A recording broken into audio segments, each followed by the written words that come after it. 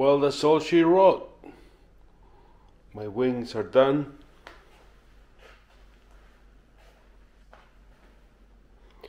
Since I put a new fence, the original wings were too short, so I made a new set. And I put my Bosch router table here.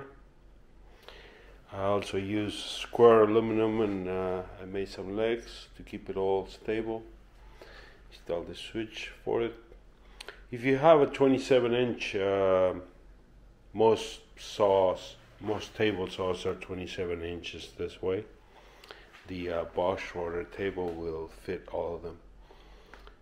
But anyways, short video. Now we're gonna work on this trays for this guy. In here, some drawer and shelf there, and my next video will be a stand for this boy. Anyways, make sure you don't subscribe to my channel, and I'll see you later. Bye.